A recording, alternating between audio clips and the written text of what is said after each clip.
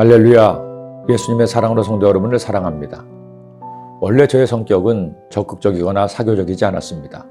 오히려 정반대로 매사에 새로운 일을 하는 것은 꺼려하고 익숙한 것을 좋아하는 성격이었습니다. 사람을 만나는 것도 그렇게 좋아하는 편은 아니었죠.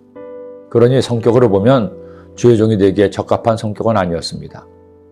그런데 하나님께서는 그런 저를 가장 잘 아시면서도 소명을 주시고 주의 종이 되게 하셨습니다. 그리고 이처럼 평생을 주님을, 성도님을 섬기게 하시니 그저 모든 것이 주님의 은혜일 따름입니다. 그런데 이처럼 주의 종으로 많은 분을 만나다 보니 한 가지 중요한 것을 배우게 되었습니다. 사람의 말이 얼마나 중요한가 하는 것을 깨달은 겁니다. 잠언서의 말씀에도 나오는 것처럼 사람은 결국 자신의 말대로 살게 된다는 것입니다. 좋은 말을 즐겨하는 사람은 좋은 인생을 삽니다. 그러나 좋지 않은 말을 하는 사람은 좋지 않은 삶을 삽니다.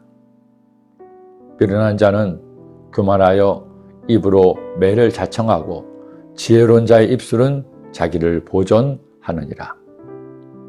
하나님의 도우심으로 애굽에서 탈출했습니다. 홍해 바다를 건넜습니다.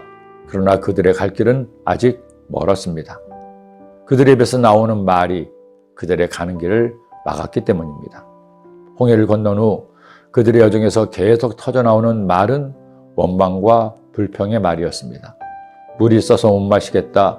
고기가 없어 못 살겠다. 우리를 광야로 보내 굶겨 죽이는구나. 우리는 앞으로 출애굽기의 말씀을 통해 계속해서 반복되는 이스라엘 백성들의 원망과 불평의 말을 듣게 될 것입니다. 그들의 입이 할례받지 못했고 그들에게 하나님께 대한 믿음이 없자 어떤 일이 일어난지를 반복해서 배우게 될 것입니다. 보십시오. 오늘 말씀에도 보니 이스라엘 백성들이 신광야를 떠나 르비딤 이뤘을 때 또 불평이 터져나왔습니다. 백성이 모세와 다투어 이르되 우리에게 물을 주어 마시게 하라. 모세가 그들에게 이르되 너희가 어찌하여 나와 다투느냐? 너희가 어찌하여 야훼를 시험하느냐?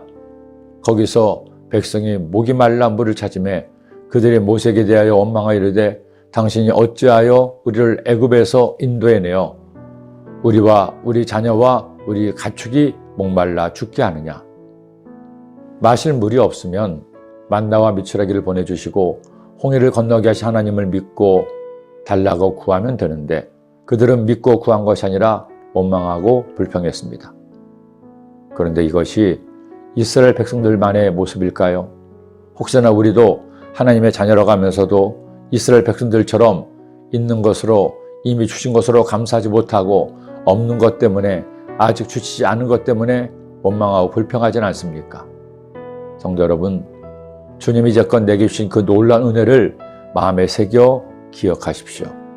이미 주신 것만으로도 감사하는 사람에게 하나님은 더 놀라운 것을 더하십니다. 우리 하나님은 좋으신 하나님이시기 때문입니다. 보세요. 이렇게 원망하고 불평하는 이스라엘 백성이 있었습니다. 그런데도 좋으신 하나님은 그런 그들을 불쌍히 여기시고 반석에서 물이 나오게 해서 그들로 마시게 하고 살려주십니다. 내가 호렙산에 있는 그 반석이 거기서 내 앞에 서리니 너는 그 반석을 치라. 그곳에서 물이 나오리니 백성이 마시리라.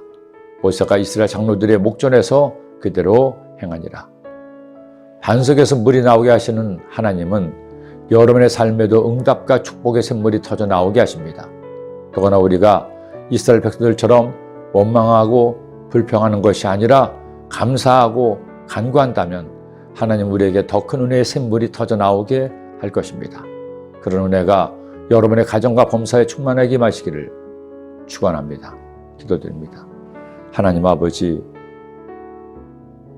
광야에 샘물이 흐르게 하시고 사막에 강을 흐르게 하신 주님의 능력이 저희들의 삶에도 넘쳐나서 하나님 은혜가 폭포수와 같이 저희들의 삶에 넘치게 하여 주옵소서. 그렇게 하나님 은혜의 담비를 맞아 승리하고 열매 맺는 복된 삶 살게 하여 주옵소서. 예수님의 이름으로 기도드립니다. 아멘.